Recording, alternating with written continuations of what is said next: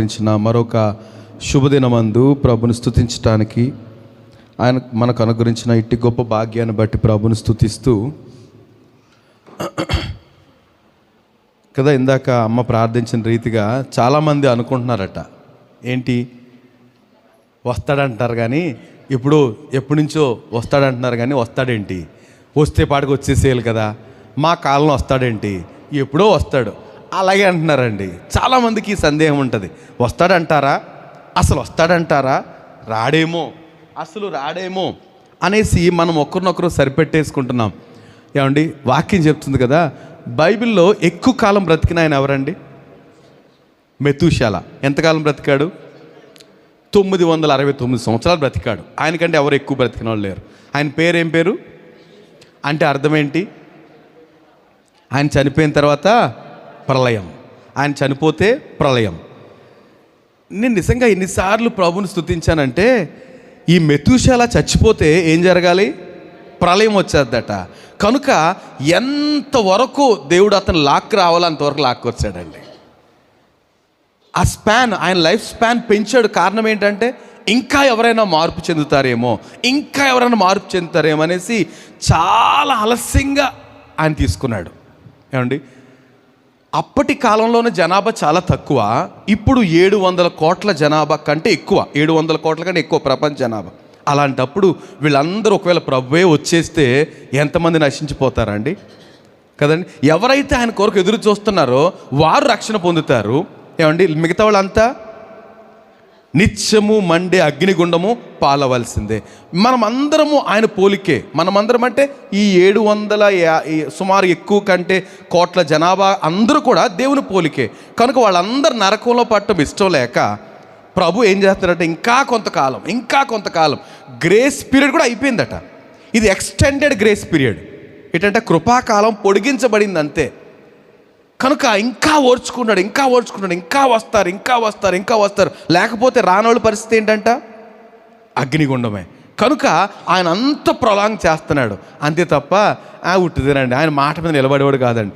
ఆయన మాట మీద నిలబడేవాడు కాకపోతే ఈరోజు నేను ఇక్కడ నిలబడేవాడిని కాను. ఆయన ఇచ్చిన మాటను బట్టే. దేవునికి మహిమ కలుగును గాక. దేవుడు మాట మీద నిలబడేవాడు. ఆయన వాక్యమున మాట సత్యము కాబట్టే ఈరోజు మనం ఇక్కడ నిలబడ్డాం, మనం అందరం ఇక్కడ సజీవులుగా ఉన్నాం. కనుక మరి ఎందుకు మాట మీద నిలబడేవాడు వస్తానన్నవాడు ఎందుకు ఆలస్యం చేస్తున్నాడంటే, ఎందుకొరకు? మన ఇంకా అనేక మందిని సమకూర్చాలని. ఆ నిత్య లేకపోతే అపవాదికిని వాని దూతలకును ఏర్పాటు చేసిన ఆ నిత్య అగ్నిగుండంలోనికి మనుషులు వెళ్ళకూడదని ఆయన ఓపిక పడుతున్నాడండి. అంతే తప్ప ఆయన మర్చిపోయాడని కాదు. దేవుని మహిమ కలుగును గాక. రైట్. సో మన రోజు పాఠానికి మత్తయి సువార్త 5వ అధ్యాయము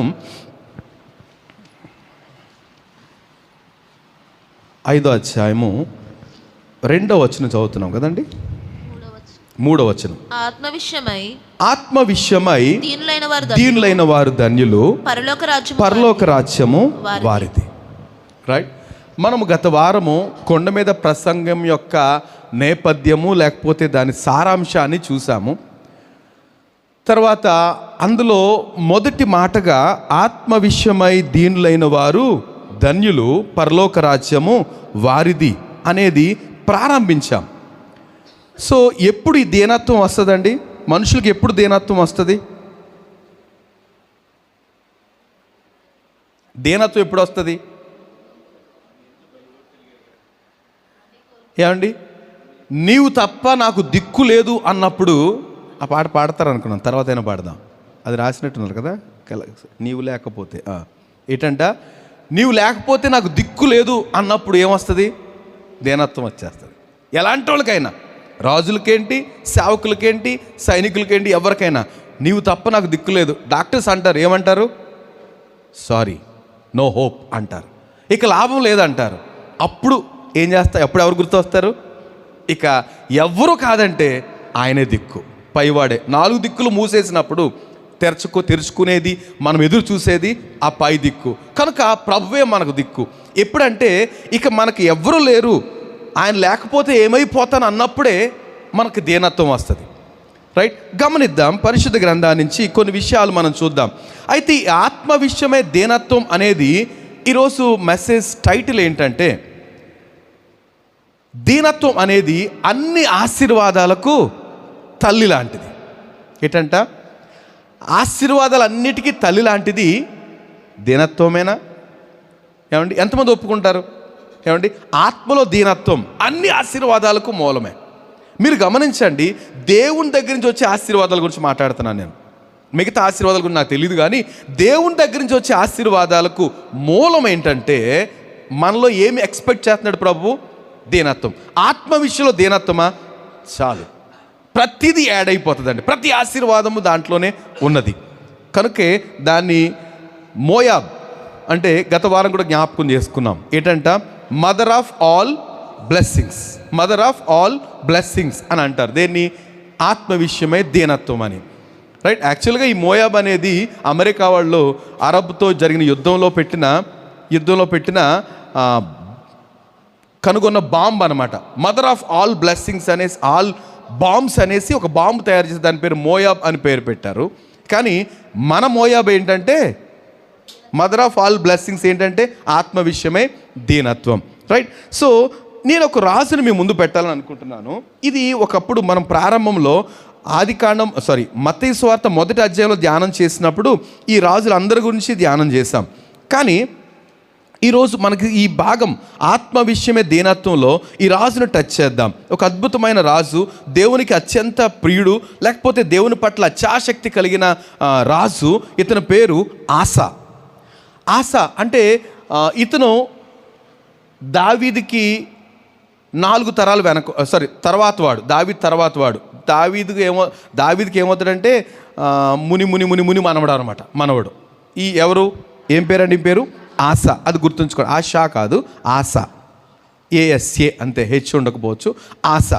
ఈ ఆసా అనే రాజు దినవృత్తాంతాలు 2వ దినవృత్తాంతాల గ్రంథం 14వ అధ్యాయం మనము సుమారు 3 అధ్యాయాల్ని సారాంశాన్ని తీసేసుకుంటాం ఈరోజు, ప్రభు మనకు అనుమతిస్తే.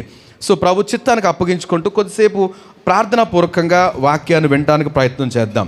ఏమంటే ఈ 14వ అధ్యాయంలో తన తండ్రి అయిన అబియా చనిపోయిన తర్వాత ఈ ఆసా రాజు అయ్యాడు. ఆసా రాజు అయినప్పటికీ అప్పటికే తండ్రి కూడా చాలా పవర్ఫుల్ కింగ్. సో చుట్టుపక్కలంతా సమాధానము. ఈయన రాజు అయిన తర్వాత 10 సంవత్సరాల వరకు యుద్ధం లేదండి. ఆసా రాజు అయిన తర్వాత యుద్ధాలు లేవు. యుద్ధాలు లేకపోతే రాజు ఏం చేస్తాడు? అభివృద్ధి చేస్తాడు. అంతే కదా. యుద్ధాలు వచ్చినప్పుడు ఇప్పుడు మనకి పాకిస్తాన్తో అంతెందుకు, రష్యా ఉక్రెయిన్ వాళ్ళ పరిస్థితి ఏంటి? అడుక్కునే పరిస్థితి వస్తుంది. కానీ టార్గెట్ అంతా, ధనమంతా కూడా సైనికుల మీద పెట్టాలి, కానీ యుద్ధ సామాగ్రి మీద పెట్టాలి. ఎందుకని? ఆ ఇతర దేశాలతో గొడవ. ఉక్రెయిన్ కూడా అంతే, తను అమ్ముకుని సో కొన్ని సంపాదించుకోవాలి, యుద్ధ పరికరాలు సంపాదించుకోవాలి. కానీ యుద్ధాలే లేవనుకోండి, డెవలప్మెంట్. కనుక ఈ ఆశా ఏం చేశాడంటే ప్రాకారం కలిగిన పట్టణాలు కట్టించాడు. ఏ ఇబ్బంది లేదు. సో అలాగ అనుకుంటూ ఏమండి చాలా చక్కగా డెవలప్ అవుతున్నారు. వాళ్ళు చాలా సంతోషంగా ఉన్నారు. సంతోషంగా ఉన్నప్పుడు రాజుగారికి ఒక విషయం గుర్తొచ్చింది. ఆసాకి ఒక విషయం గుర్తొచ్చింది. మనం చూస్తే 7వ వచనం చూస్తే చాలా భక్తిపరుడు కూడా. రాజు చాలా భక్తిపరుడు. మీరు ఒకసారి 2వ వచనం చూస్తే, ఆసా తన దేవుడిని యెహోవా దృష్టికి అనుకూలముగాను యథార్థముగా నడిచిన వాడై. ఏమండి, ఇక ఈయన ఇశ్రాయేలుడు కాబట్టి అన్య దేవతలను ఎవరిని ఎంటర్టైన్ చేయకుండా అన్ని పడగొట్టి చాలా ఖచ్చితంగా దేవుని పట్ల ఆసక్తి కలిగి ఉన్నాడు ఆసా. కనుక అతని ఏలుబడిలో రాజ్యం నెమ్మదిగా ఉంటే 7వ వచనం చూస్తే మనం అతను యొక్క స్థితి చూడండి. అతడు యోధావారికి ఇలాగూ ప్రకటన చేశాను. ఏంటంట? యోధావారిని అందరిని పిలిచి ఇలాగ ప్రకటన చేస్తాడు. ఏమని? మన దేవుడని యెహోవాను మనము ఆశ్రయించితిమి. ఏమండి, ఇందులో చాలా సత్యాలు ఉన్నాయి. దీన్ని గమనిస్తే ఏమంటున్నాడు? ఏంటంట? మన దేవుడని యెహోవాను మనము ఆశ్రయించినందున ఆయన మన చుట్టూ నెమ్మది కలుగజేసి ఉన్నాడు. దేవునికి స్తోత్రం, హల్లెలూయా. ఏమండి, రాజు ఇస్తున్న సాక్ష్యం ఏంటంటే ప్రజలందరినీ పిలిచి నేను మంచోని అంటలేదు. ఏమన్నాడు? మనము మన దేవుడిని యెహోవాను ఆశ్రయించాం. దేవుడిని యెహోవాను ఆశ్రయించాం కనుక ఆయన మనకి నెమ్మదినిచ్చాడు. మనం ఎప్పుడైనా ఈ మాట విశ్వసిస్తున్నామా? ఏమండి, దేవుడు మనకు ఆశ్రయం. ఎందుకంటే మనం ఆయన ఆశ్రయించాం. ఏమండి, 91వ కీర్తన ఏంటంట? ఎవరైతే దేవుడిని ఆశ్రయిస్తారో వారికి 91వ కీర్తన, మహోన్నతిని చాటు నివసించువాడే సర్వశక్తిని విశ్రమించేవాడు యెహోవా నీవే నా ఆశ్రయమని మహోన్నతుని దేవుని నివాసాలుగా చేసుకున్నాను. కనుక అన్ని ఆశీర్వాదాలేనండి. సో దేవుని పిల్లమైన మనము ఏం చేయాలంట?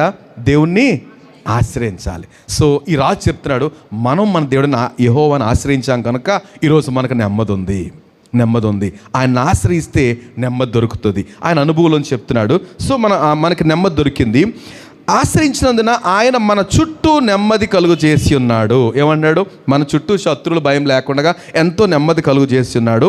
దేశమందు మనము ఎలా అంటే దేశమందు నిరభ్యంతరంగా తిరగవచ్చు. ఏమండి, శత్రువులు భయం ఉన్నప్పుడు నిరభ్యంతరంగా తిరగలేరు కదండి. ఫుల్ బాడీ గార్డ్స్ని పెట్టుకుని, ఏమంటే చాలామంది రాజులు బాడీ గార్డ్స్, లేకపోతే వాళ్ళకి Z+ సెక్యూరిటీ, మన ప్రధానమంత్రి, ముఖ్యమంత్రి, ప్రతిపక్ష వీళ్ళకి ఉంటుంది. మామూలు వాళ్ళు కూడా ఈ మధ్యకాలంలో, ఇది నేను అనకూడదు కానీ, సేవకులు కూడా బాడీ గార్డ్స్ని పెట్టి తిరుగుతున్నారట. అంటే ఏంటి భయము? అంటే వచ్చి ప్రార్థన చేయమని మీద పడిపోతారనా? ఆ భయం కాదు. మరేం భయమో నాకు తెలియదు. అదేం భయమోనండి? సేవకులు బాడీ గార్డ్స్ ఏంటి? చాలామంది వస్తున్నాయి ఈ మధ్యకాలంలో మాటలు. కానీ ఇక్కడ అంటారు, మనం దేవుణ్ణి ఆశ్రయించాము కనుక మనము బాడీ గార్డ్స్ అక్కర్లేదు, నిరభ్యంతరంగా మన దేశంలో మనము తిరగగలుగుతున్నాము అని అంటూ సో మనం ఈ పట్టణంలో కట్టించి వాటికి ప్రాకారం గల గోపురాలు చాలా పగడబందిగా చేసుకుందాం అనేసి రాజు చక్కగా దేశాన్ని డెవలప్ చేసుకున్నాడు. 10 సంవత్సరాల యుద్ధం లేదండి, బాగా డెవలప్ చేసుకున్నాడు. అంత మాత్రం కాకుండా సైన్యాన్ని కూడా డెవలప్ చేసుకున్నాడు. యోధా వారిని సుమారు 2 లక్షల మందిని, 3 లక్షల మందిని, తర్వాత కేడెము ధరించిన బెన్యామినీల్ని 2,80,000 మందిని, 80,000 మందిని, ఇలాగా 5.8 లక్షల మంది, అంటే 5,80,000 మందిని సైన్యాన్ని రెడీ చేసుకున్నాడు. వాళ్ళకి ఇన్స్ట్రుమెంట్స్ అంటే యుద్ధ పరికరాలు అన్నీ రెడీ చేసుకున్నాడు. అన్నీ చక్కగా సమకూర్చుకున్న తరువాత ఏం జరిగిందంట? కూషు రాజు తన మీద యుద్ధానికి వచ్చాడట. ఈయన దగ్గర ఎంత సైన్యం ఉందండి? 5,80,000 మంది. ఒక యోధా రాజు అంటే యోధా బెన్యామీను కలిసి చిన్న దేశం. ఆ దేశానికి సైన్యం 5,80,000 మంది ఉన్నారు. ఉంటే ఈ చిన్న దేశం మీదకి కూషు రాజు 1,000 మందితో, అంటే 10 లక్షల మందితో యుద్ధానికి వచ్చాడట. భయపడతాడా లేదా? ఏమండి, నా దగ్గర 5,80,000 మంది సైన్యం ఉన్నారు, కానీ ఎదుటోడి దగ్గర ఎంత ఉన్నారట? 10 లక్షల మంది ఉన్నారు. భయపడ్డాడు రాజు. మనం కొన్ని విషయాలు చూస్తే ఆ రాజు భయపడ్డాడు. సో ఏం చేస్తాడంటే తనకు ఒక చక్కటి ప్రార్థన చేశాడు. నేను చదువుతున్నాను 9వ వచనం. కూషీయుడైన జరాహు వారి మీద దండెత్తి 1,000 సైన్యమును 300 రథములను కూర్చుకొని బయలుదేరి తన మీదకు వచ్చాడు. అప్పుడు వారు మారేష దగ్గర వస్తే ఈ ఆస చేసిన ప్రార్థన చూడండి. 11వ వచనం చదువుతున్నాను. ఆస తన దేవుడని యెహోవాకు మొరపెట్టి ఇలా ప్రార్థన చేస్తున్నాడు. యెహోవా, విస్తారమైన సైన్యము చేతిలో ఓడిపోకుండగా బలము లేని వారికి సహాయం చేయుటకు నీకన్నా ఎవరూ మాకు లేరు. ఏమంటున్నాడు? నాకు సైన్యం ఉంది కదా, వెళ్తానులే అంటలే. ఏమంటున్నాడు? అయ్యా, ఈ విస్తారమైన సైన్యం చేతిలో ఓడిపోకుండగా మీరు మాకు సహాయం చేయకపోతే మాకెవ్వరూ లేరు. దాన్ని ఏమనాలి? దీనత్వం. ఏమండి, ఆశ ఎంత దీనంగా ప్రార్థన చేశాడు. ఎవరైనానండి తమ శక్తిని బట్టి కానీ తన బలాన్ని పక్కన పెట్టి, అయ్యా నీవు తప్ప నాకు దిక్కు లేదని ఆయన ముందు సాగిలపడిపోతే ఇమ్మీడియట్గా ఆయన ప్రజెన్స్, ఆయన సన్నిధి మనతో ఉంటుంది. నమ్మిన వారి స్తోత్రం చెప్తారా? ఏమండి, దేవుని సన్నిధి ఖచ్చితంగా దీన మనస్సుతో కలిగి మనం దేవుని ప్రార్థన చేస్తే నేను ఉన్నాను అంటాడు. అంతే. ఒక మాట ఉంటుంది, దేవుడు మహోన్నతమైన పరిశుద్ధ స్థలాల్లో నివసించువాడట. ఆయనను దీనులను బలపరచడానికి, కృంగిన వారిని లేవనెత్తడానికి, దీనుల యొద్ద దీన మనసు కలిగిన వారి యొద్ద నివాసం ఉంటున్నాడట. అంటే కాపురం ఉండిపోతాడట. ఏమండి, మనతోటే ఉంటాడు. ఎవరైతే కృంగిపోయి ఉన్నారో, అయ్యా నీవు తప్ప నాకు దిక్కు లేదు, నువ్వు కనికరించకపోతే నాకు ఏమీ లేదు అని అలా కృంగిపోతున్నావు అనుకోండి, ప్రభు వచ్చి పక్కన నిలబడతాడంట. ప్రభు వచ్చి పక్కన నిలబడితే ఏం చేస్తాడు? ఏమండి, ఏం చేస్తాడు? ఏం చేయాలో అదే చేస్తాడు. ఏమైనా చేయగలుగుతాడు కదండి. ఆయన ఏం చేయలేడా? ఏదైనా చేయగలుగుతాడు. ఆయన సమర్థుడు. దేవునికి మహిమ కలుగును గాక. రైట్. ఆయన ప్రార్థన నాకు చాలా ఇష్టం అనిపించింది. ఏమన్నాడు? యెహోవా, విస్తారమైన సైన్యము చేతిలో ఓడిపోకుండగా బలము లేని వారికి సహాయం చేయుటకు నీకన్నా ఎవరూ లేరు. మా దేవా యెహోవా, మాకు సహాయం చేయము, నిన్నే నమ్ముకున్నాము. నీ నామమును బట్టియే ఈ సైన్యమును ఎదురించుటకు బయలుదేరి ఉన్న నీ నామాన్ని బట్టే నిన్నే నమ్ముకున్నాము, మా దగ్గర కొంచెం సైన్యం ఉంది, వాళ్ళు చాలా ఎక్కువ మంది, మాకంటే డబుల్ ఉన్నారు, అయినప్పుడు నిన్ను నమ్ముకుని వారిని ఎదుర్కోవడం బయలుదేరుతున్నాం, నీ సహాయం చేయవా అంటే దేవుడు అద్భుతమైన కార్యం చేశాడండి. అద్భుతమైన కృపను చూపించాడు. అక్కడ మనం చూస్తే 13వ వచనం, ఆసాయు అతనితో కూడిన వారిని గెరారు వరకు వారిని తరుమగా కూషీలు మరలా పంక్తులు తీర్చలేక యెహోవా భయము చేత ఆయన సైన్యపు భయము చేతను పారిపోయిరి. ఎంత 10 లక్షల మందితో వచ్చిన వాళ్ళు సైతము ఈ రాజును చూసి పారిపోయారట. ఎందుకని అంటే ఈ రాజు తన సైన్యం వెళ్తుంటే వాళ్ళ ముందు ఎవరు వెళ్తున్నట్టు? దేవుడు వెళ్తున్నాడు. హడులెత్తిపోయారు, అమ్మో వాళ్ళ దేవుడు వారితో ఉన్నాడు రోయ్ అంటూ. చాలాసార్లు మనం బయలుదేరతామండి, మనం అంటాము, అయ్యా మేము వెళ్తున్నాం కానీ మాకు ధైర్యం లేదు, మాకు బలం లేదు, మాకు శక్తి లేదు, నువ్వు మాతో రావా అని అడిగామనుకోండి. సో ప్రభు అంటాడు వస్తాను పదా అంటాడు. మనకేం కనపడ్డు, మనమేం భయపడతాం, వస్తున్నాడో లేదు, ప్రభు వస్తున్నాడు లేదు. ఎదుటోళ్ళకి మాత్రం ఎవరు కనపడతారు? మనం కనపడం, ఆయనే కనపడతాడు, ఆయనే కనపడతాడు. ఎన్నిసార్లు అట్లాంటి గొప్ప కార్యాలు ప్రభు జరిగించాడు. కనుక ఆశ వెళ్తాడు, ఆశ ముందు దేవుడు వెళ్తున్నాడు అనుకుంటా. ఆ కూషీలు మరెప్పటికీ పంక్తులు తీరలేక పారిపోయారట. అంత మాత్రం కాదు, ఏం జరిగిందంట, పారిపోయి యోధా వారు విశేషమైన కొల్ల సొమ్ము పట్టుకున్నారట. ఎక్కడెక్కడ వదిలేసి పారిపోయారట. ఎవరు? కూషీలు. వాళ్ళు అనుకున్నారు వేసేద్దాం, ఏమైనా ఎంతకాలమైనా సరే వీళ్ళు చుట్టూ ఉండి మొత్తం వీళ్ళు నాశనం చేసేద్దాం అనుకున్నారు. పగడబందీగా వచ్చారు. కానీ చూసి ఈ రాజును ఆసాను తన సైన్యాన్ని చూసి దేవుని చూసి పారిపోతే వాళ్ళు విడిచిపెట్టేసిన అన్ని విస్తారమైన కొల్ల సొమ్ము. అక్కడ ఇంకొక మాట ఉంటుంది ఏంటంట, గెరారు చుట్టూన్న పట్టణంలోను వారి అందరి మీదకి యెహోవా భయం వచ్చాను కనుక ఆ పట్టణములన్నిటినూ కొల్లపెట్టి వాళ్ళలో ఉన్న మిక్కుటమైన కొల్ల సొమ్ము అంతయు. ఎంత సొమ్ము అంటండి? మిక్కుటమైన కొల్ల సొమ్ము అంటే ఎంత ఎంత సమృద్ధిగా అంటే ఆ చుట్టుపక్కల వీళ్ళ మీదకి యుద్ధానికి వచ్చిన వాళ్ళ దగ్గరికి వెళ్తే వాళ్ళందరూ అక్కడ ఎక్కడైతే కాపురం వాళ్ళందరూ పారిపోతే అదంతా మరి వీళ్ళదే కదా రాజనీతి. ఏంటంటే యుద్ధానికి వెళ్తారు, వాళ్ళు ఓడిపోతే అవన్నీ వీళ్ళు స్వాధీనం చేసుకోవచ్చు కదా. అలాగ మిక్కుటమైన కొల్ల సొమ్ము వచ్చేసింది. మొత్తం ధనాగారం అంతా నింపేశాడు. ఎవరు? ఆశ.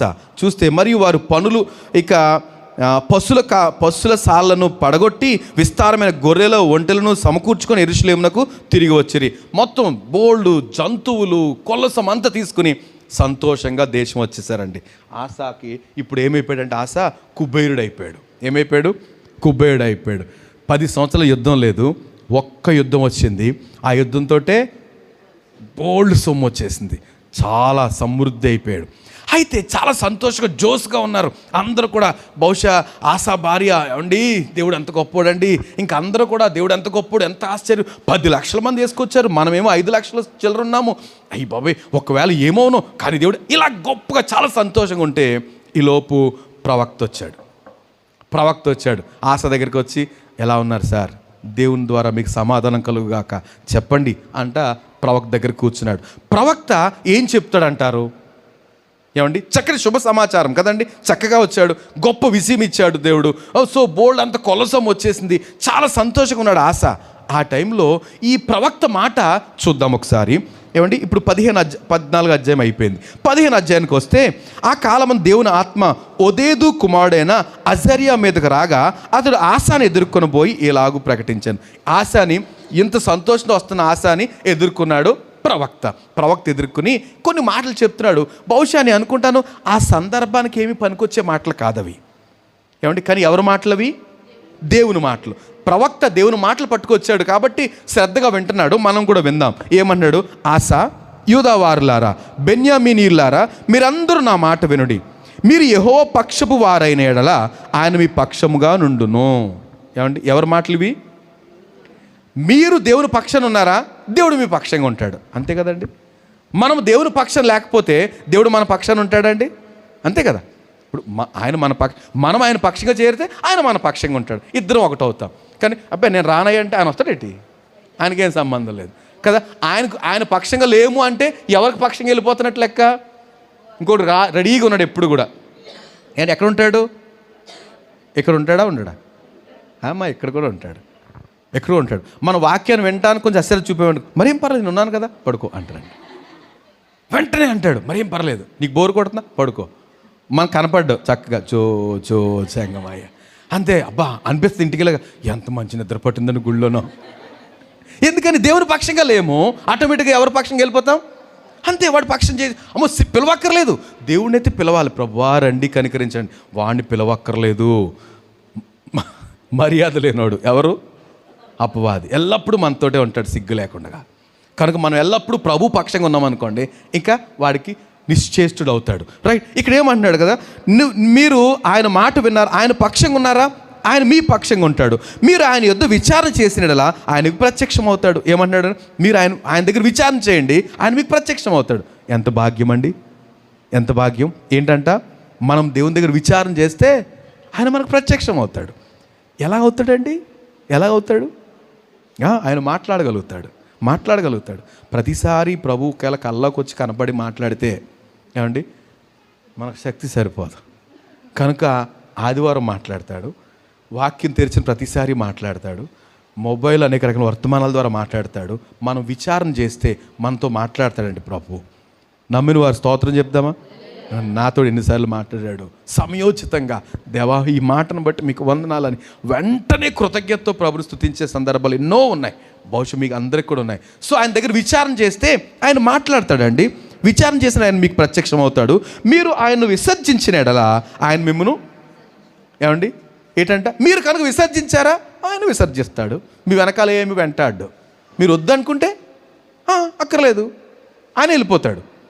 ఏమండి వద్దనుకుంటే విసర్జించారా ఆయన విసర్జించేస్తాడు. కాబట్టి నిజమైన దేవుడిని యెహోవా అని విసర్జించును. ఇంకా అక్కడ 3, 4, 5, 6 వచనాలు చదివితే తర్వాత ఏం జరుగుద్దో ప్రవక్త చెప్తున్నాడు. ఏమీ అర్థం కాలేదు. ఒకసారి చదువుతాను చూడండి, నేను మీరు కొంచెం శ్రద్ధగా వినాలి. నిజమైన దేవుడైనను ఉపదేశం చే యాజకులను ధర్మశాస్త్రమైనను చాలా దినములు ఇశ్రాయేలుకు లేకుండా పోవును.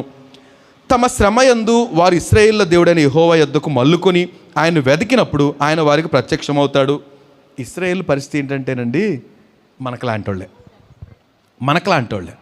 కొంచెం హ్యాపీగా ఉన్నామా, ఆరోగ్యంగా ఉన్నామా, దేవుడు మర్చిపోతాం.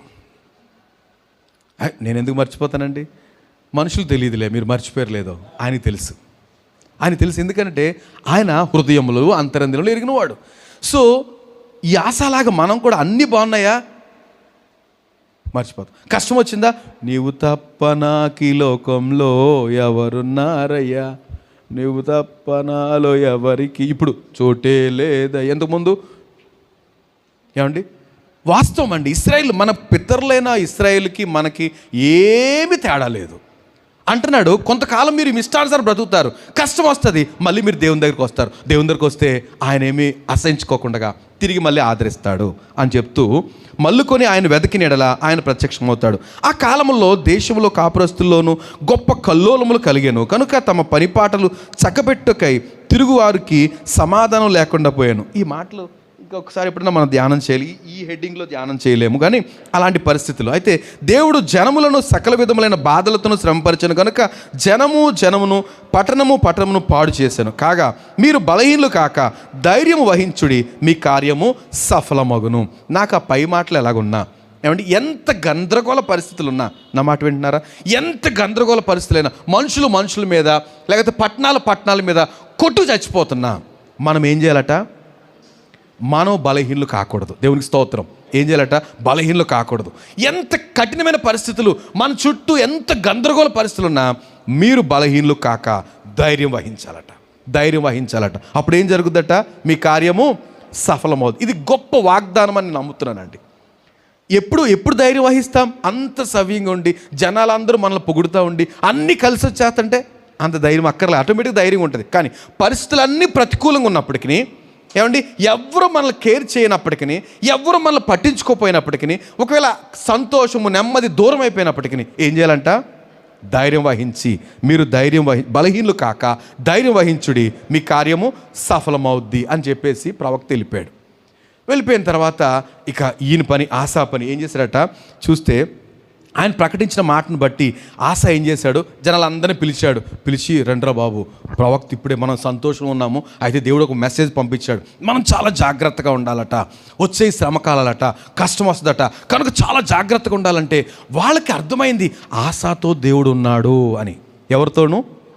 ఆశతో దేవుడు ఉన్నాడు, దేవుడు మాటలు ఉన్నాయి, కనుక మనం అందరము ఆశతో ఏకీపిద్దామనేసి మీరు చూస్తే చూడండి 9వ వచనం, యూదా వారిని అందరినీ, బెన్యామీలను అందరినీ, ఎఫ్రాయిము, మనష్షే, షిమ్యోను గోత్రస్థానములలో నుండి వచ్చిన వారి మధ్య నివసించే పరదేశులను సమకూర్చను. అతని దేవుడైన యెహోవా అతనికి సహాయకుడై ఉండుట చూచి ఇశ్రాయేలు వారిలో నుండి విస్తారమైన జనులు అతని పక్షముగా, ఏంటి, యోధా వారే కాదు, ఇశ్రాయేల్లో నుంచి కూడా వచ్చేసారట. మీకు అర్థమవుతుందండి?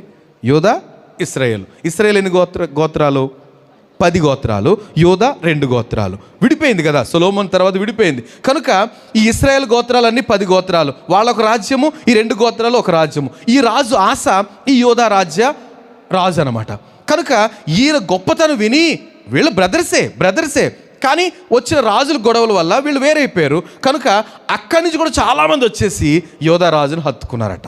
దేవునికి స్తోత్రం. రైట్? ఎందుకని?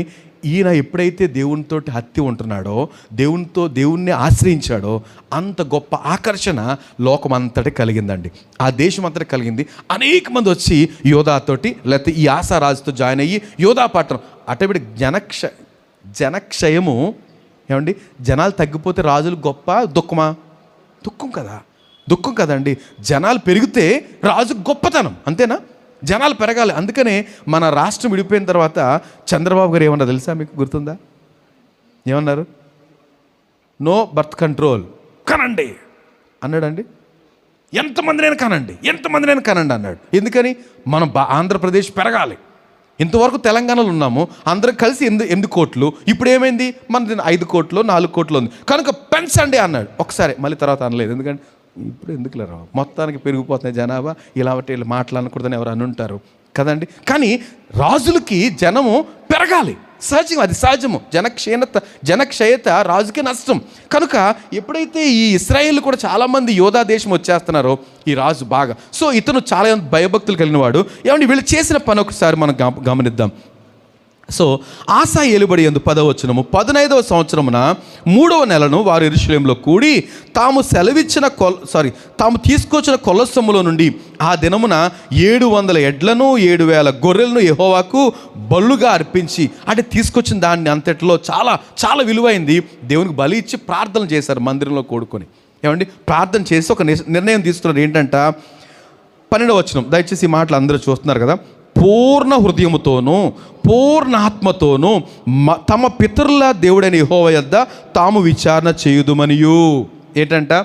ఏ విషయం వచ్చినా పూర్ణ హృదయముతోనూ ఇంకా పూర్ణ ఆత్మతోనూ మీ దగ్గరే విచారణ చేస్తాం. ఎవరితో మాట్లాడుతున్నారండి మాట? దేవుడితో చెప్తున్నారు. అయ్యా, మేము వాళ్ళందరూ కలిసి చెప్తున్నారు. రాజు మాట్లాడితే వీళ్ళందరూ కూడా ఆమేన్ అంటున్నారు అనమాట. మేము మా పూర్ణ హృదయంతో పూర్ణ ఆత్మతో మీ దగ్గరే విచారణ చేస్తాం. మళ్ళీ ఇంకేమన్నాడు? పిన్నలే కానీ పెద్దలే కానీ పురుషులే కానీ స్త్రీలే కానీ ఇశ్రాయేలు దేవుడిని యెహోవా యొద్ద విచారణ చేయని వారందరినీ మరణము విధించుదుమని నిష్కర్ష చేసుకొనిరి. ఏమన్నారు మళ్ళీని? మేమందరం మీ దగ్గర విచారణ చేస్తాం. ఒకవేళ మా పిల్లలు కానీ పెద్దలు కానీ ఎవరైనా మీ దగ్గర విచారణ చేయకపోతే వాళ్ళు ఏం చేస్తాం? చంపేస్తాం.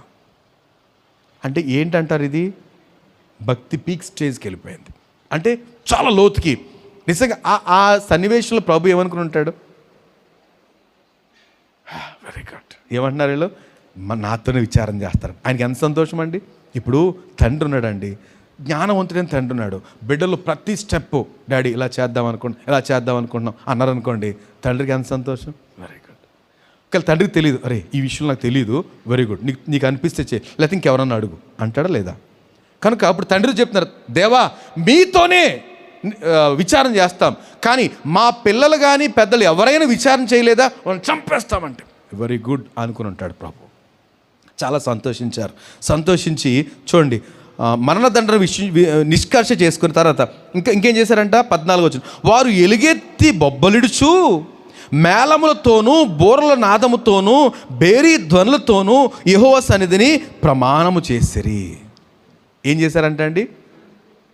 ఫుల్ సౌండ్ తోటి డప్పులు కొడుతుంటే, అంటే ఎలుగెత్తి మీతోటి ఇలాగుంటాం, మీతోటి ఇలాగుంటాం అంటే అర్థమవుతుందా? సీక్రెట్గా సైలెంట్గా ఇచ్చిన ప్రమాణాలు కాదు ఇవి.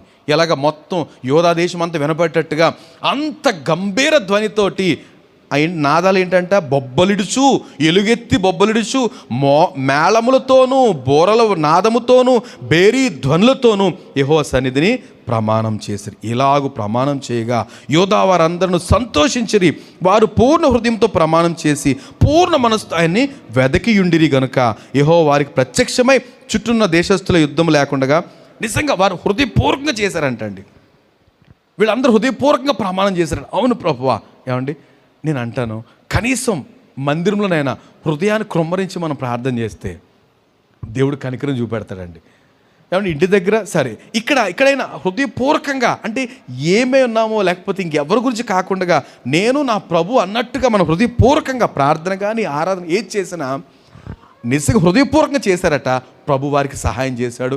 ఫుల్ నెమ్మది, సమాధానం. 37 సంవత్సరాలు, సుమారు 35 సంవత్సరాలు వాళ్ళకి ఏ యుద్ధం లేదు. చాలా హ్యాపీగా ఉన్నారండి, చాలా సంతోషంగా ఉన్నారు. ఒక రాజు 35 సంవత్సరాలు పరిపాలన చేయటం అంటే మ్యాక్సిమం చేసేసినట్టే కదండి. 35 సంవత్సరాలు అంటే ఎక్కువే.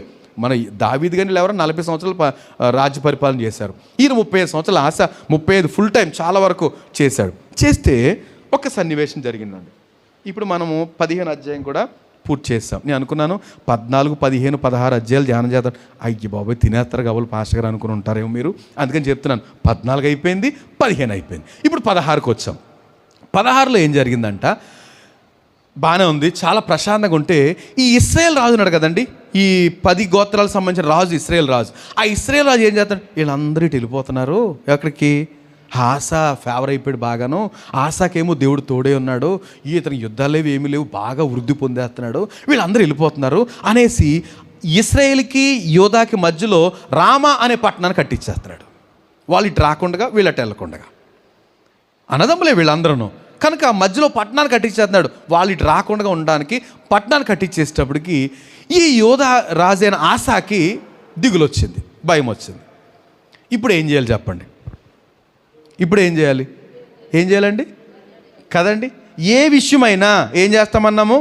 దేవుని దగ్గరే విచారణ చేస్తాం. కనుక వెళ్ళాలి కదా. రండి రోయ్ మనోడు, మన అన్నయ్య ఆ రాజు గోడ కట్టేస్తున్నాడు, పట్టణాన్ని, రామపట్నాన్ని కట్టేస్తున్నాడు. మనం మీకు అక్కడ వెళ్ళాం, పూర్తిగా డివైడ్ అయిపోతుంది, సపరేట్ అయిపోతుంది, రండి అనేసి మళ్ళీ మందిరం రావాలి. ఆ పని చేయలేదండి. నాకు చాలా దిగులు అనిపించింది. అయ్యో, ఇలాంటి పని చేశాడేంటినా? ఎవరు? ఆశ. ఇంత నిష్కర్షగా మేళతాళాలతోటి అంత ప్రమాణం చేసి అంత హడావిడి చేసినాడు, ఇంత ప్రశాంతంగా ఉన్నప్పుడు ఆయన ఏదో కట్టుకున్నాడు. ఈయన ఏం చేయాలి? ప్రార్థన చేయాలి. ప్రభువా, ఆయన కట్టేస్తున్నాడు చూడు అనాలి కదా. అంటూ మానేసి ఏం చేశాడంటే, బోల్డ్ డబ్బు ఉంది కదండి, ఇప్పుడు బాగా డబ్బు ఉంది కదా, ఎందుకని బోల్డ్ కొలసం తెచ్చాడు. ఇంతకుముందు ఏమీ లేనప్పుడు మాత్రం నీవు తప్ప నాకు అన్నాడు. ఇప్పుడు బోల్డ్ డబ్బు ఉంది కనుక దేవుడు గుర్తు రాలేదు. అందుకని దేవునికి స్తోత్రం చెప్పమంటున్నాను నేను. ఎందుకనంటే చాలాసార్లు మంది ఇలాంటి పరిస్థితేనండి. అన్నీ ఉన్నప్పుడు దేవుడు గుర్తురాడు, అన్నీ పోయిన తర్వాత అప్పుడు గుర్తొస్తాడు. ఇప్పుడు చెప్పండి, దేవుడు ఏది కోరుకుంటాడు? మనకు అన్నీ ఉండాలని కోరుకుంటాడా, ఏమీ ఉండకూడదని కోరుకుంటాడు కదండి? ప్రభువుకు ఉద్దేశం ఏంటంటే మనం ఎల్లప్పుడూ నా తండ్రి, నాన్నగారు, డాడీ అంతా ఉండాలని కోరుకుంటాడు. మనమేమో ఇప్పుడు పిల్లలు కూడా అంతే కదండి. హన్విక్ గారు వీళ్ళు చేతి నిండా తినటానికి తిండి, ఆడుకో వస్తున్నాను, ఆడుకో, మమ్మీ ఎక్కడుందో డాడీ ఎక్కడుందో ఏం తెలియదు అనిపిస్తుంది. గంట సేపు అయిపోయింది, ఒకసారి పిలిచావు నన్ను అంటారు. అంటే బిజీ మమ్మీ, నేను చాలా బిజీ. ఓ పక్కన తిండి ఉంది, ఓ పక్కన ఆటలు ఉన్నాయి, ఫ్రెండ్స్ ఉన్నారు, మర్చిపోతాం. కనుక ఏం చేయాలి? అప్పుడు అటన్నిటిని తీసేయాలి. ప్రభు అలాగే అనుకుంటాడు. ఈ ఆశాకి సమృద్ధిగా ఉందండి, బోల్డ్ ఉంది. ఎక్కడ? దేవుని మందిర బొక్కసంలో ఉందట, అందులో చాలా ఉంది. ఇంకా తన ఖజానాలో బోల్డ్ డబ్బు ఉంది. కనుక కొంత తీసి మళ్ళీ ఎక్కడ పంపించాడు? డైరెక్ట్ కొంత గిఫ్ట్ తీసుకుని అనుకున్నాను ఈ ఇశ్రాయేల్ రాజుకి పంపించాడు. ఒరే బాబు, కట్టకరా నాయన, మీ వాళ్ళు నా దగ్గరికి వస్తున్నారు, లేకపోతే మా వాళ్ళు మీ దగ్గరికి వస్తారు, అలా ఉంచు, మన అన్నదమ్ములుగా అంటాడేమో అనుకో. అలా కాదు, డైరెక్ట్ ఎక్కడికి వెళ్ళాడంటే సిరియా రాజుకు పంపించాడట, బెన్హదద్కి. సిరియా రాజు ఎవరు? అన్యుడు, అన్య దేశపు రాజు. ఈయన యూదుడు, ఆయన ఇశ్రాయేల్ రాజు. వీళ్ళిద్దరు దెబ్బలాడుకోకూడదు, కానీ వస్తాయి అఫ్కోర్స్ అన్నదమ్ముల మధ్య గొడవలు. ఇప్పుడు అన్యరాజు దగ్గరికి గిఫ్ట్ పంపించి అంటాడు, మా నాన్న నువ్వు ఫ్రెండ్స్, నువ్వు కూడా ఫ్రెండ్సే, కనుక నాకు ఒక ఫేవర్ చెయ్యి. నువ్వు ఇశ్రాయేల్ తోటి నిబంధన చేసుకున్నావు కదా, అది తూచు అనేసి వాళ్ళ మీద యుద్ధానికి వెళ్ళావు అనుకో, అతను గోడ కట్టేస్తున్నాడు, ఇక్కడ పట్టణం కట్టేస్తున్నాడు, అది కట్టం మానేస్తాడు. కొంచెం హెల్ప్ చేయవా అనగానే బోల్డ్ అప్ పంపించాడండి. ఏమి ఇచ్చినట్టు అది? అదేంటది? లంచం ఇచ్చాడు. ఎందుకు ఇశ్రాయేల్కి యోధాకి మధ్యన గోడను లేకపోతే ఆ రామపట్టణాన్ని కట్టకుండా ఆపేయడం కొరకు ఇంకేదైనా ప్రయత్నం చేసి ఉండాలి. దేవునితో అడగాలి, విచారణ చేయాల్సింది. రండ్రా బాబు, ప్రమాదం వచ్చేసింది, వాళ్ళు ఎవరు రాకుండా కట్టేస్తున్నాడు, మరలా ప్రభు దగ్గరికి వెళ్దాం. దేవుడు ప్రత్యక్షం అవుతున్నాడు కదా, ప్రతిసారి ప్రత్యక్షం అవుతున్నాడు, అద్భుతంగా మాట్లాడతాడు కదా. ప్రవక్త ద్వారా కబురు పెట్టి మీరు విచారణ చేస్తే ఆయన మీకు ప్రత్యక్షం అవుతాడు అని వాగ్దానాలు ఉన్నాయి. కానీ అవసరం లేదు. ఏంటండి? అవసరం లేదు. ఎందుకని? ఉంది కదా, డబ్బు ఉంది కదా, అవసరం లేదు. కనుక గిఫ్ట్ పంపించాడు. ఆ బెన్హదద్ సంబరంగా, వెరీ గుడ్, థ్యాంక్ యూ రాజా, ఆశ చాలా వెరీ గుడ్, నాకు మంచి టైంలో చాలా డబ్బు ఇచ్చావు అనేసి యుద్ధానికి ఇశ్రాయేల్ మీదకి యుద్ధానికి పంపించాడు. ఆ ఇశ్రాయేల్ ఎప్పుడైతే యుద్ధానికి వచ్చారో, మన మీదకి యుద్ధానికి వచ్చాడు బెన్హదద్ అనేసి ఈ పట్టణం కట్టడం మానేసి వాళ్ళ మీద యుద్ధానికి వెళ్ళాడు ఇశ్రాయేల్ రాజు. ఈయన ఏం చేశాడు? కొంతమంది సైన్యం సమకూర్చుని వెళ్ళి అవన్నీ ఎత్తుకొచ్చాడు. ఇది ఆ పట్టణానికి రాజులు పట్టణాలు కడితే ఎలా ఉంటుందండి? ఎంత మెటీరియల్ ఉంటుంది? మన చిన్న ఇల్లు కడితే ఒక 3000 ఇటుక, ఒక 4-5 ట్రక్కుల యూనిట్లో 10 ట్రక్కులు ఇసుక, ఇలా ఉంటుంది. కానీ అలా కాదు, పట్టణాన్ని కట్టాలనుకో మొత్తం అన్నీ తీసుకొచ్చి ఈయన పురాలు కట్టేసుకున్నాడు. కట్టేసుకుని చాలా సంతోషంగా ఉన్నాడు. ఇన్ని పనులు చేసాడు, ఒక్కసారి కూడా ప్రభు దగ్గర అడిగినట్టు లేదండి.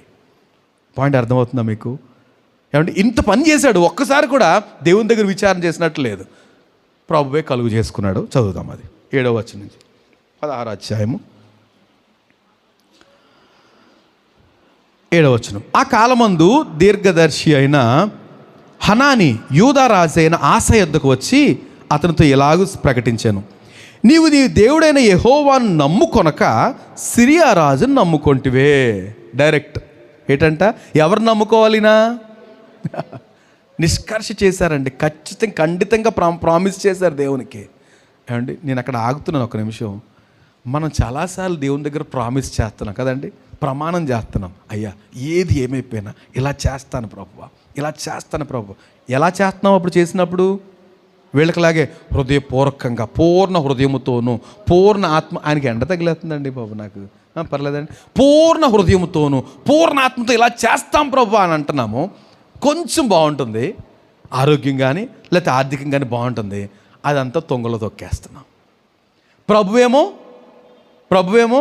ఆ మాటలు ఏమైపోయినాయి, నాకు చేసిన ప్రామిస్ ఏమైపోయింది అని ఆయన ఎదురు చూస్తాడు. మనకు అస్సలు జ్ఞాపకమే ఉండదు. రండి, లోపలికి వచ్చి కూర్చోండి, ఫ్యాన్ కూడా తగులుద్ది, చెమటలు పడుతున్నాయి. రండి ఇక్కడ, కుర్చీ వదిలేసేయండి, కుర్చీ ఉంది రైట్.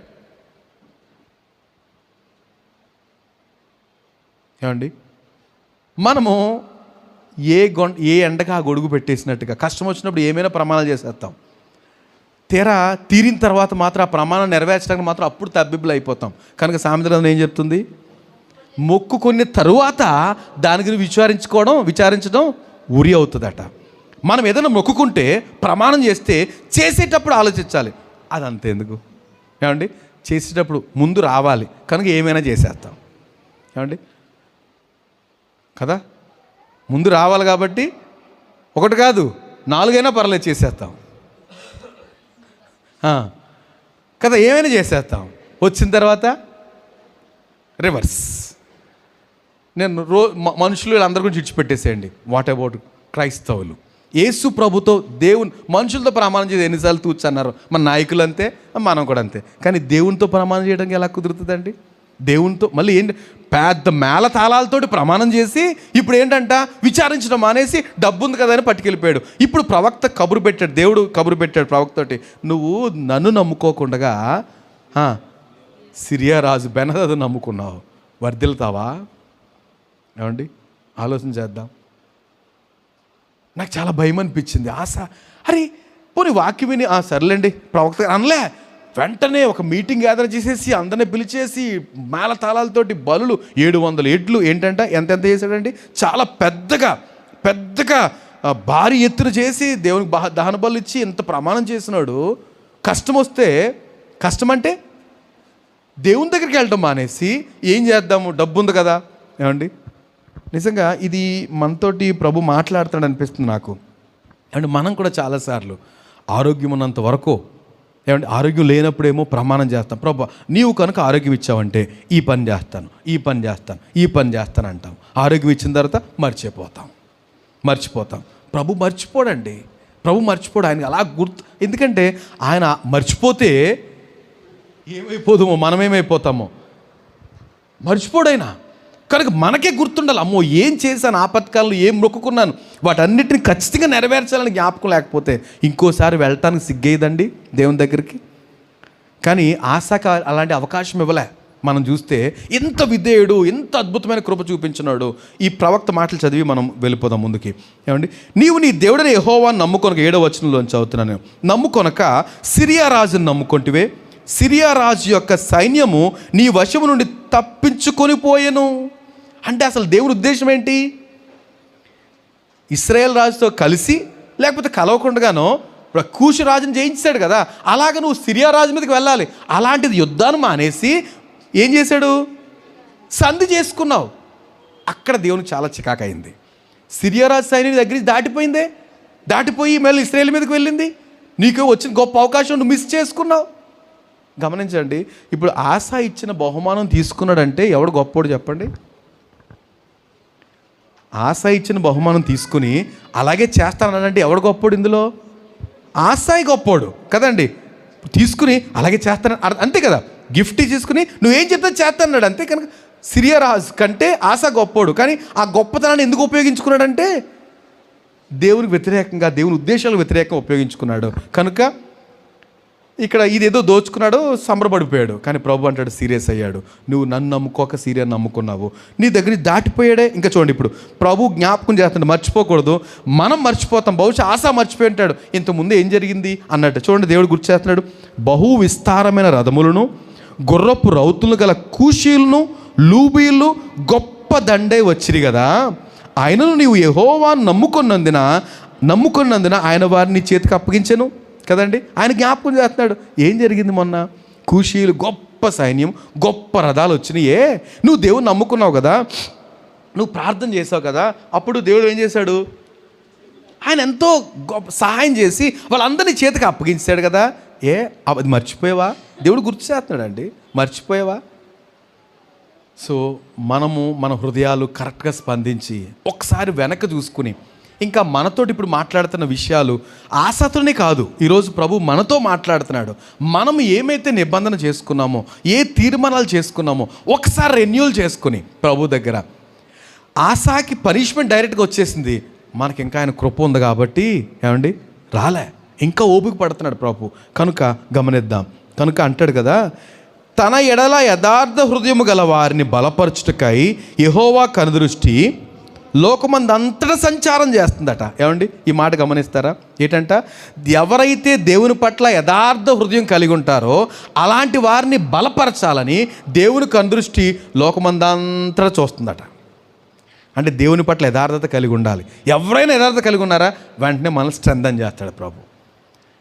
దేవునితోనే ఆటలాడే పరిస్థితి ఉందా, ఆ విషయంలో కూడా చూస్తాడు. ఏమండి, ఎందుకని మనకు వాడు కాదు దేవుడు.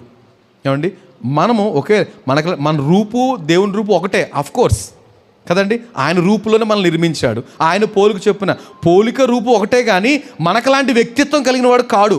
అవునా కదండి, మనకలా వ్యక్తిత్వం కలిగిన వాడు కాదు. ఆయన ఒక మాట ఇస్తే నెరవేరుస్తాడు. నరుల పట్ల అపరిమితమైన కృప కలిగిన వాడు. కనుక మనం ఏం ఉండాలని కోరుతున్నాడంటే, మనం ఆయన పట్ల యథార్థ హృదయంతో ఉండాలని. రైట్, నేను చదువుతున్నా. తన ఎడల యథార్థ హృదయం గల వారిని బలపరచుటకై యెహోవా కనుదృష్టి లోకమందంతటా సంచారం చేయుచున్నది. ఈ విషయమందు నువ్వేం చేసావంట? మతి తప్పి ప్రవర్తించావు. అంటే ఏం చేశాడండి? మతి తప్పి ప్రవర్తించడం అంటే పిచ్చోళ్ళ ప్రవర్తించావు. ఏమండి, ఆశయే కాదు, మనం కూడా చాలాసార్లు ఎలా ప్రవర్తిస్తాం? మతి తప్పి ప్రవర్తిస్తాం కదండి. మతి తప్పిన వాళ్ళని ప్రవర్తించిన వాళ్ళు జాలి పడతాం మనం. కానీ ప్రభు మనల్ని చూసి పిచ్చోడువా ఏంటి నువ్వు, ఆశతో అన్నాడు, మతి తప్పి ప్రవర్తించావు. నువ్వు తన పట్ల యథార్థంగా ఉన్నావు, దేవుని పట్ల ఆయన నేను స్ట్రెంథన్ చేశాడు, బలపరిచాడు. ఇప్పుడు ఏం చేస్తున్నావు అంటే డబ్బు ఉంది కదా అనేసి నీ ఏర్పాట్లు నువ్వు చేసుకుంటావా? మరి నేనేంటి ఇక్కడ? మళ్ళీ ఏం చేశారు? నాతోనే విచారణ చేస్తారనేసి నిష్కర్షగా ప్రమాణం చేశారు. ఎవరైనా పిల్లలు కానీ పెద్దలు కానీ ఎవరైనా నీతో విచారణ చేయకపోతే వాళ్ళని చంపేస్తామన్నారు. ఇప్పుడు నేనేం చేయాలి? నేను ఏమండి ఇప్పుడు ఇంతగా చెప్పండి, దేవుడు కొత్త తీర్పులే మన మీదకి రానివ్వడండి. మన నోటి మాటే మనకు తీర్పు అయిపోతుంది. అది ప్రమాదం. నేను ఎప్పుడు భయపడతాను. అందుకే మాట్లాడేటప్పుడు తక్కువ మాట్లాడటం మంచి. కొంతమంది అంటారు కదా, రాని నా మీదకే రాని, నేనే చచ్చిపోతాను అనకూడదట. అలాగా ఒకడు ఉన్నాడు కదా, ఆడెవడాడు అందరికి ఒక్కొక్క మేనా ఇచ్చాడు కదండి ఆయన, కదండి. ఒకడు 10 సంపాదించాడు, ఇంకో 5 సంపాదించాడు, 4 సంపాదించాడు. ఆ ఒక్క మేన వచ్చినోడు టింగుమంట వచ్చాడు, పెద్ద హీరోలాగా వచ్చి, ఇదిగో నువ్వు సామాన్యుడు కాదు, విత్తన చోట కొయ్యువాడవు, పంట చల్లని చోట సమకూర్చేవాడువైనా కఠినుడు అని ఎరిగి నేను ఏం చేయకుండా ఇలాగే వచ్చాను అంటాడు. ప్రభు అంటాడు, నీ నోటి మాటను బట్టి నీకు తీర్పు తీర్చును గాక. నేను కఠినుడినే, రైటే అనుకుందాం, కఠినుడినే, విత్తన చోట కొయ్యవాడిని, చల్లని చోట పంట కూర్చుకుని వాడిని. మరి ఏదిరా, 1 సంవత్సరం పాటు నువ్వు ఈ దేనారం ఉంచుకున్నావు కదా, ఈ డబ్బులు ఉంచుకున్నావు కదా, దాని వడ్డీ ఏది? నువ్వేం చేసి ఉండాలి? ఇంత కఠినుడినే ఈ సావుకారులకు ఇస్తావు, వాడు ఇవ్వడు నీకు కదండి. పోరా నీ బాబుతో చెప్పుకోరా, ఎవడు చెప్పుడు చెప్పుకో అన్నాడు. అప్పుడు ఏం చేయాలి? బాస్ వస్తాడు ఇక్కడికి, అయ్యా నేను ఎంతో మీరు ఇచ్చిన డబ్బు వడ్డీకి ఇచ్చాను సార్, ఆ బంగారు పైనకి లేకపోతే ఎవరికో సావుకారికి ఇచ్చాను, ఇవ్వనంటాడండి, కొట్టేటకు వచ్చాడండి. మరేం పని? అప్పుడు నేను వెళ్ళి ఏం చేస్తానంట, వడ్డీతో సహా వాడిని కొట్టి వడ్డీతో సహా తీసుకుంటానే అని అంటాడు ప్రభు. కనుక ఇప్పుడు ఏం జరిగింది? వీడికి వెలుపడి చీకటిలోనికి తోసేండ్రా అన్నాడు వాడిని. మన నోటి మాటే. చాలాసార్లు మనము కోపం వచ్చేసి దేని మీద? మనుషుల మీద, ఆరోగ్యాల మీద కోపం వచ్చి నేనే చచ్చిపోతాను, నేనే నరకానికి వెళ్ళిపోతాను. ఎంత సంతోషంగా అంటామో. మనం ఎక్కడికి వెళ్ళాలి? అసలు పరలోక రాజ్యంలో ప్రభుతో ఉండాలి. కానీ ఆయన చిత్తానికి వ్యతిరేకంగా మతి తప్పి ప్రవర్తిస్తూ ఉంటాం. నేను వెళ్ళిపోతాను నరకానికి వెళ్ళిపోతాను. ఇలాంటి మాటలు ఎప్పటికీ అనకూడదు. అలాగా మతి తప్పి ప్రవర్తించిన ఆశ గురించి చూద్దామా? తర్వాత ఇంకా అందరితో ఆగలేదు చూడండి. ఆ దీర్ఘదర్శి ఇంకేంటంట, మతి తప్పి ప్రవర్తించావు కనుక ఇది మొదలుకొని నీకు యుద్ధములే కలుగును. 35 సంవత్సరాలు యుద్ధాలు లేవు, ఇక్కడి నుంచి నీకు యుద్ధాలే, నెమ్మది ఉండదు అని అంటే ఏం జరిగిందంట, ఆ దీర్ఘదర్శి అట్లు ప్రకటించినందుకు ఆశ అతని మీద కోపగించి రౌద్రము చూపి అతని బందీ గృహంలో వేశాను. ఇంకెంత అడ్వాన్స్ అయిపోయాడు చూడండి. ఎవరైనా ఆత్మ విషయమే దీనిలైన సోదరుల ఆశారాజు గారు ఆ ప్రవక్తకి ఏం సంబంధం అండి? వెళ్ళిపోతున్న ప్రవక్తను దేవుడు ఆపి, గో వెళ్ళు ఆశతో మాట్లాడంటే ఎస్ లార్డ్ వచ్చి మాట్లాడేసి వెళ్ళిపోతాడు అంతే. అలాంటి వాడిని తీసుకొచ్చి అతని మీద పగబట్టేసి నువ్వు నా గురించి మాట్లాడతావని జైల్లో వేస్తాడంట. ఎంత దీనస్థితి అండి. ఇంతకుముందు నువ్వు లేకపోతే నాకు దిక్కు లేదయ్యా, నువ్వు లేకపోతే దిక్కు లేదు. ఇప్పుడు ఏమొచ్చింది? మతి తప్పి ప్రవర్తిస్తున్నాడు, జైల్లో వేసేయండి రావేండి. ఏమాత్రం పశ్చాత్తాపడినవాడు కాదు. కానీ ఏమండి, ఇలాంటి పరిస్థితి రాజు దావీదుకు వచ్చింది ఒకసారి కదండి. ఖచ్చితంగా ఆ మనుషులు నీవే అన్నప్పుడు రాజు అలా దావీదు ఎలా స్పందించాడు? నేను పాపం చేశాను అంటాడు. ఏమంటాడు? నేను పాపం చేశాను అంటాడు. అది దావీదు హృదయం. ఆశా హృదయం ఏంటంటే ప్రవక్తనే జైల్లో ఏం చేసే గొప్ప మనసు అనమాట. నేను బాధపడేది ఏంటంటే, భయపడేది ఏంటంటే, దీనత్వం అనేది నికరంగా ఉంటుందా, ఉండకపోవచ్చా? ఉండి తీరాలి. ఉండకపోతే ఇంతకుముందు ఆ దీనత్వంగా ఉండేవాడిని అండి అనేసి దాన్ని బట్టి దేవుడు కృపణిస్తాడని నేను నమ్మలేను.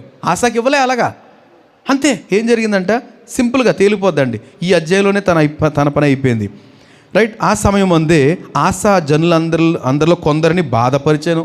అందరికీ సౌఖ్యం ఇచ్చినప్పుడు ఇప్పుడు ఏం చేస్తాడంట, కొందరిని బాధపరిచాడు. ఇంకా ఆశ చేసిన కార్యములన్నింటిని గురించి ఆశ తన ఏలుబడి 12వ వచనం, తన ఏలుబడి అందు 39వ సంవత్సరమున పాదములలో జబ్బు పుట్టి తాను బహు బాధపడినను దాని విషయంలో అతడు దేవుని యొద్ద విచారణ చేయక వైద్యుని పట్టుకున్నాడట. ఏంటంటండి, ఆశ ఏం చేశాడంట, అరికాల్లో రోగం వచ్చిందండి. ఆల్రెడీ దేవుడు కోపపడ్డాడు ప్రవక్తను పంపించి. ఇప్పుడు రోగం వచ్చినప్పుడు అయినా ఏం చేసి ఉండాలి?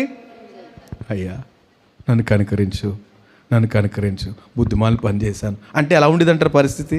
ఇంకో రకంగా ఉండేది. ఇంకొక అధ్యాయం ఉండేది ఏం, బహుశా ఇంకో అధ్యాయం ఉండేది. కానీ అక్కర్లేదు, డబ్బు ఉంది, బోల్డ్ డబ్బు. తిరగరా మన దేశంలో, ఇజ్రాయెల్ దేశంలో, బెన్హద్ దగ్గర, సిరియా దగ్గర ఎవడున్నా పెద్ద డాక్టర్ని తీసుకొచ్చేసేయండి. అక్కడ ప్రభు ఇంటూ పెట్టేస్తే ఎంతమంది డాక్టర్ని తీసుకొస్తే ఏమవుతుందండి కదా, అవ్వదు కదండి. సో ఇక్కడ అవకాశం లేదు. తర్వాత ఏమైందంట, కొనేను తన పితలతో కూడా చచ్చిపోయాడు. ఆస నిద్రించేశాడు. ఒక స్టోరీ, ఒక రాజు యొక్క చరిత్ర 14, 15, 16 అధ్యాయాలతో ముగిసిపోయిందండి. ఎన్ని సంవత్సరాల చరిత్ర ఇది? 39 సంవత్సరాల చరిత్ర. రాజు అయినప్పటి నుంచి 39 ఇయర్స్లో. అంటే ఎంత పీక్ స్టేజ్కి ఆత్మీయ స్థితిలో వెళ్ళాడో మళ్ళీ అదో పాతాళానికి వెళ్ళిపోయాడండి. కనుక మనం ఎప్పటికప్పుడు మన ప్రవర్తన విషయంలో, మన ఆత్మీయ స్థితి విషయంలో బేరీజ్ వేసుకోకపోతే పర్లేదులే ఉన్నాళ్లే దేవుడు మాతో ఉన్నాడు అనుకుంటే ప్రమాదంలో పడిపోతామండి. కొన్నిసార్లు ప్రభు ఏం చేస్తాడంటే ఇచ్చి శోధిస్తాడు. అవునా? మనకున్న ఆ దీనత్వము ఉంటుందా లేదా అంటే లేనప్పుడు సహజంగా అందరికీ దీనత్వం వచ్చేద్దండి. ఆరోగ్యం బాగాలేకపోయినా, ఆర్థికంగా బాగాలేకపోయినా, ఉద్యోగాలు లేకపోయినా, పెళ్ళిళ్ళు అవ్వకపోయినా, లేకపోతే ఇలాంటి కొన్ని అంటే సహజంగా మనం ఇవన్నీ చాలా దీనులుగా ప్రార్థన చేస్తాము. అయితే ఏదైతే దీనత్వానికి కారణమైందో ఆ దీనత్వ పరిస్థితి సరైనప్పటికి కూడా మనం ఆ దీనత్వం కలిగి ఉంటామా లేదా అనేదే ఈరోజు మనం ఆలోచించాల్సిన విషయం. ఏమండి, ఆ స్థితి లేకపోతే మాత్రం దేవుని దగ్గర తన కృపను మనం పొందలేము. అంత కృప చూపించిన ప్రభు అంతే రివర్స్గా ఏమండి మళ్ళీ ఆశాని పూర్తిగా ఆశ ఇంకా తిరిగి దేవుని వైపు వెళ్ళిపోయాడు. అంతే అదే స్థితిలో వెళ్ళిపోయాడు. సో ఈరోజు మనం దేవుని వాక్యాన్ని గమనిస్తున్నాం. నేను ఇంకా ప్రొలాంగ్ చేయడానికి దలుచుకోలేదు. ఆత్మ విషయమై దీనులైన వారు ధన్యులు. ఏమండి, ఆ పరలోక రాజ్యాన్ని గురించి ప్రభు చిత్తమే తర్వాత చూద్దాం. నేను ఒక్క రాజ్యం జస్ట్ ఒక్క చాప్టర్ 26 అధ్యాయంలో కొట్టే సింపుల్గా 26 అధ్యాయంలో ఇంకొక రాజు ఉన్నాడండి. జస్ట్ 5 minutes ఆ రాజు ఉన్నాడు 26 అధ్యాయంలో. ఆయన పేరు ఉజ్జియా. 13 సంవత్సరాలు రాజయ్యాడండి. 13 సంవత్సరం అంటే 13th year. ఇక్కడ అంత చిన్నపిల్లలు ఎవరు లేరు. వీళ్ళిద్దరూ 13 years దాటేసిన వాళ్ళే కదా. హన్వికకి ఎంతమ్మా? 7. దానికి తన డబల్ 13 సంవత్సరాలు రాజయ్యాడండి. రాజైతే దేవుని మహాకృప తనకుంది కనుక 4వ అధ్యాయం చూస్తే యెహోవా దృష్టికి యథార్థంగా ప్రవర్తించాడట. 26 అధ్యాయం యథార్థంగా ప్రవర్తించాడు. ఇక అతడు యెహోవాను ఆశ్రయించినంత కాలము దేవుడు అతన్ని వర్ధిల్ల చేశాడు. మనకి 2-3 సార్లు ఈ మాటలు వస్తున్నాయండి. మనం ఎవరిని ఆశ్రయించాలి? ఎల్లప్పుడూ ఆశ్రయించాలండి. సమృద్ధి ఉన్నా లేకపోయినా ఆశ్రయించాలండి. అందుకే కొంతమంది ధనవంతులు కూడా తమ ధనం మీద లక్ష్య పెట్టకుండా దేవుని మీద లక్ష్య పెడితే అలాంటి వాళ్ళు ధనం ఆశీర్వాదకరమే. అలా కాకుండా ధనం ఉంది కదా అనేసి దేవుని తప్పిస్తే అలాంటి వాళ్ళతోటే ప్రమాదం. ఇక్కడ మనకు ఆశ ఎగ్జాంపుల్. ఈయన కూడా దేవుణ్ణి ఆశ్రయించినంత వరకు వర్ధిల్లాడట. నేను మళ్ళీ 15 వచనంకి వస్తే అతడు అంబుల్నేమి పెద్దరాళ్ళనేమి ప్రయోగించుటకు ఉపాయశాలలో చాలా చక్కగా కల్పించి యెరూషలేములో చేయించి దుర్గములను బురుజులను ఉంచెను. అతడు స్థిరపడు వరకు అతనికి ఆశ్చర్యకరమైన సహాయము కలిగెను కనుక అతని కీర్తి దూరంగా వ్యాపించాను. ఏంటంటే అండి ఒక రాజు ఉజ్జియా, అతని పేరు ఏం పేరు? ఉజ్జియా అనండి అందరూ ఒకసారి. ఉజ్జియా అతడు 13 సంవత్సరాలు రాజు అయ్యాడు. దేవుడిని ఆశ్రయించినంత వరకు బాగా వర్ధిల్లాడండి. వర్ధిల్లి దేవుడు అతనికి తోడై ఉన్నాడు కనుక స్థిరపడినంత వరకు ఆశ్చర్యకరమైన సహాయం అద్భుతమైన ఎలాగొచ్చిందండి. అందరూ ఆశ్చర్యపోయారండి, ఇంత సహాయం ఎలాగొచ్చింది. తన కీర్తి మొత్తం చుట్టుపక్కలంతా వ్యాపించేసిందంట ఆశలాగా. అయితే రాయబడిన మాట ఏంటి తెలుసా అండి? తర్వాత వచ్చిన 16 వచనం, అయితే అతడు స్థిరపడిన తరువాత అతడు మనస్సున గర్వించి చెడిపోయాను. ఇదేనండి ప్రమాదకరం. క్రైస్తవులకు ఒక పెద్ద గొడ్డలు పెట్టి ఏంటంటే దేవుడిని ఆశ్రయించినందువల్ల నిశ్చయముగా దేవుడు ఆశీర్వదిస్తాడండి. ఏమీ సందేహం లేదు. నేను సాక్ష్యం, మనమందరము సాక్ష్యమే. దేవుడిని ఆశ్రయించడం వల్ల దేవుడు మనల్ని ఆశీర్వదిస్తాడు. అయితే స్థిరపడిన తరువాత మనసును గర్వించి చెడిపోయిన వారు చాలామంది ఉన్నారు. అలా కాకుండా ఎంత స్థితి ఇచ్చినా ప్రభువానికి స్తోత్రం అనే స్థితికి మనం ఎదగగలిగితే మన ఆశీర్వాదం దేవునికి మహిమే. అలా కాకుండా ఉంది కదా అనేసి రెచ్చిపోతే దేనస్థితి. ఈ హిజ్కియా ఏం చేశాడు తెలుసు? ఉజ్జియా ఏం చేశాడు తెలుసా అండి? బాగా స్థిరపడిన తర్వాత బాగా స్థిరపడ్డాడు. తర్వాత నేనే దేవుని మందిరంలో ధూపం వేసేస్తానంట వెళ్ళాడు. వెళ్తే అది ఎక్కడ పని? కొంతమంది ప్రవక్తలు, యాజకులు, ఇంకా ధైర్యవంతులు 80 మంది వెళ్ళి నువ్వు వేయకూడదు ఈ పని, ఇది నీది కాదు కదా, ఈ అహరోను సంతతి వాళ్ళు చేయాలి కదా, నువ్వెందుకు వస్తున్నావు, ఇది ఉండకూడదు అనగానే ఉగ్రుడైపోయాడట. ఏయ్ మీరెవరన్నా? నేను రాజుని. ఎలాంటి రాజుని? ఎంత పవర్ఫుల్, లోకమంతా నా గురించి చెప్పుకూడదు. చెప్పుకోవచ్చు అండి. యాజకులు చేసే పని తను చేయకూడదు కదా. వాళ్ళు అంటున్నారు నువ్వు ఉండకూడదు రాజు, నువ్వు ఉండకూడదు, నువ్వు చేయకూడదు ఈ పని. వాళ్ళు అలా చూస్తుండగానే నొసట మీద కుష్టి వచ్చేసిందట. ఇక తోలేస్తే తనకు కూడా అర్థమైంది, అమ్మో దేవుడు నన్ను మొత్తాడు. ఎందుకండి పరిస్థితి? ఎందుకండి? పోనీ ఏమన్నా ఫ్యామిలీలో ఎవరికి లేదు, సడన్గా ఎందుకు వచ్చేసింది దానికి? గర్వం. అందుకే యెషయా గ్రంథం 6వ అధ్యాయం 1వ వచనం ఉంటుంది, రాజైన ఉజ్జియా మృత్యు నొందిన సంవత్సరమున అత్యున్నత సింహాసనందు ప్రభు ఆసీనుడై ఉండగా చూచితిని. ఎప్పుడైతే గర్వం పోయిందో అప్పుడు దేవుని ప్రత్యక్షత కలుగుద్దండి. ఎప్పుడైతే అతిశయం పోయిందో దేవుడు అత్యున్నతుడిగా కనపడతాడు. ఎప్పుడైతే అహంభావం పోయిందో, ఏమండి, గర్వం ఇదంతా పోయిందో అప్పుడు దేవుడు అత్యున్నతుడు కనపడతాడు. అంతవరకు ఎవరు అత్యున్నతులు? వాళ్ళే. నాకంటే ఎవరున్నారా, యాజకుల వాళ్ళెవరు, నాకంటే ఇలాగ అనుకున్నాడు. కుష్ఠొస్తే తప్ప అప్పుడు బయటికి వెళ్ళలేదు. జీవితాంతమ గుడారంలో ఎదురుగుండగా చిన్న స్టంట్ వేశారట, అందులో పడి చచ్చిపోయాడు. తర్వాత ఏమండి గమనిద్దాం, ఆత్మ విషయంలో దీనత్వం అనేదే ధన్యులండి, ధన్యులు. Blessed are the people. ఈ ఆత్మ విషయంలో దీనత్వం ఒక్కటే మనకు కంక్లూజన్కి వచ్చేద్దాం. అన్నీ ఉన్నప్పుడు, ఏమీ లేనప్పుడు దేవుడు ఉన్నాడని, దేవుడే నువ్వే నాకు దిక్కు అంటున్నాం. కానీ అన్నీ ఉన్నప్పుడు మాత్రం ఆ పని చేయలేకపోతున్నాం. ప్రభు అక్కడే మనల్ని పరీక్షిస్తున్నాడు. కనుక మనం ఆయన్ని ఆశ్రయించినందువల్ల ఆశీర్వాదం ఇస్తే, ఆశీర్వాదాన్ని బట్టి దేవుడు మర్చిపోతే గర్వం వచ్చేసి ఎవరు బాగు చేస్తారండి? కనుక పరలోక రాజ్యానికి వాళ్ళు వారసులు కారట. ఆత్మ విషయమై దీనిలైన వారు ధన్యులు, పరలోక రాజ్యము వారిది. సో పరలోక రాజ్యానికి మనం వారసులను కావాలంటే ఈ దీనత్వాన్ని ఏం చేయాలి? కొనసాగించాలి. దేవుడి మాటలు దీవించిన గాక. చిన్న ప్రార్థన చేద్దామా? 2 నిమిషాలు. దేవా మీకు స్తోత్రం. హల్లెలూయా. ఎస్ జీసస్, ఇది ఆత్మశం. Thank you. స్తోత్రం. హల్లెలూయా. యేసు స్తోత్రం. ప్రార్థన చేద్దాం. ఒక